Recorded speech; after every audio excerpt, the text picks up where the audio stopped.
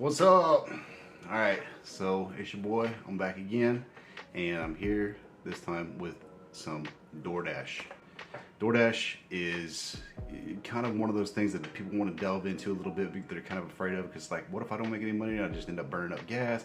You're not wrong. It's real. That is for real. But I'm gonna give you some tips on how you can actually fool the AI into doing it your way. I mean, and actually making more money than you probably thought you could. For example, tonight I had a really crappy night.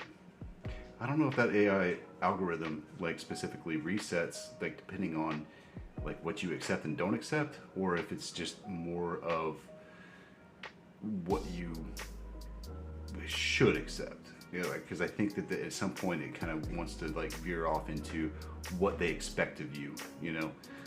So let me go ahead and get into that real quick.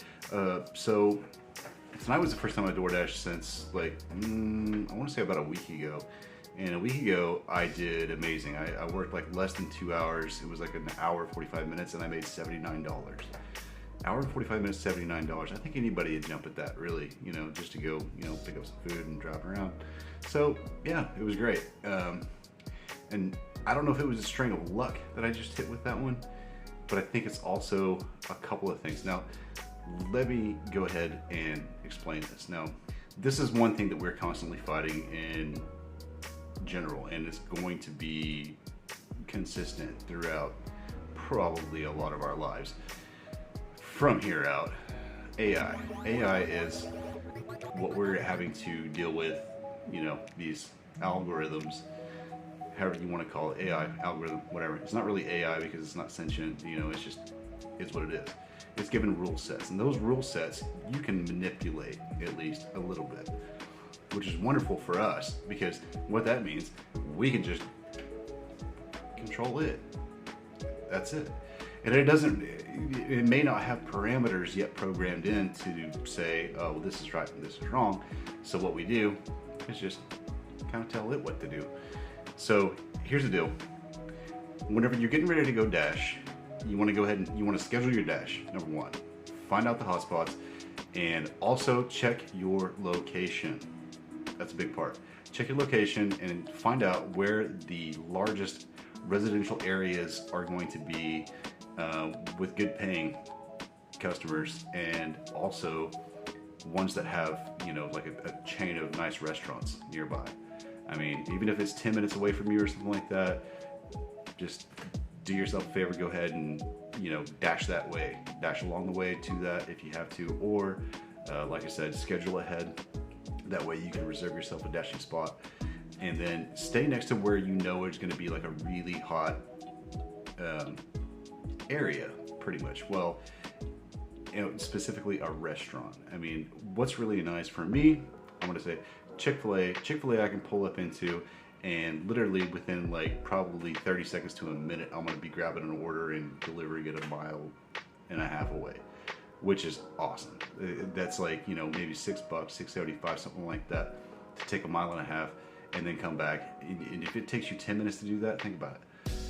You're making good cash. And that's probably how I did that $79, especially on some of the orders that were like a little bit up there. And I think that was on a hot night too, whenever it was like plus $2. I've seen the plus $3, but the plus $2, yeah, still really good. Even plus $1, especially if you know like where the areas are going to be, and the days. I mean, holidays, crap like that. You know, like you really want to just do the side gig thing and then just make a whole bunch of money just in one night, kind of deal. Yeah. Pay attention to holidays. I mean, obviously, New Year's is a big one. I missed out on that, I'm sad to say.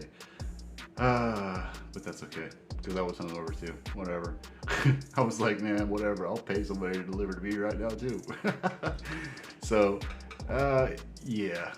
So those are mostly my tips for that.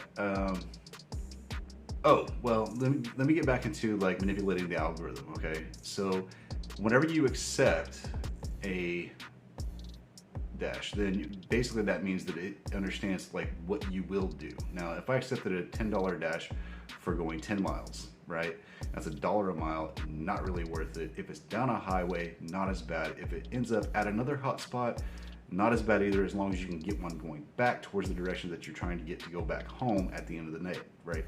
So depending on how many hotspots and how many zones you actually have set up in your city or your area or whatever, it's going to be iffy. I mean, you just have to kind of get the feel for that one. I mean, if you're in a small town, God bless you. I don't know how you're going to do that at all, if at all. So anyway, all right. So whenever you accept something, like I said, it's going to say, okay, this driver will do this. And then whenever you decline something and you give it a reason why, and it says the distance is too far. Well, next time whenever it offers you a dash, it's going to say, this driver probably won't accept that one because the distance is too far. That's a good one. Now, you don't want this thing to be giving you crap that's going to take you 15 miles out, even if it's a $20 order. I don't care. 15 miles is going to take you probably 30 minutes in total. And you're not going to really make a whole lot of money because you're going to have to drive all the way back. And you can dash along the way, but you'll have to end your dash and then start the dash, and then your spot back over the other place is probably taken by that. So, not really worth it. I mean, I would go as far as to say, just stick with the smaller, shorter dashes. I mean, even if it's like 425 and it's a mile away, that's good money. That's good money because it was going to take you like, you know, probably less than 10 minutes to go do that. Even if it's $4. I mean, because you're, okay, 10 minutes, $4, 12. Yeah, so you're still at $24 an hour, which is not terrible. I'd take that one. I mean, and the no-brainers, obviously, that you want to take. I mean, it's like the big catering orders, if you ever get one of those. Good job. I've never seen one myself, but I've done quite a bit of dashing. Yeah, maybe that's just because my acceptance rate is not that great. But, yeah, but so far, I mean, DoorDash hasn't been terrible.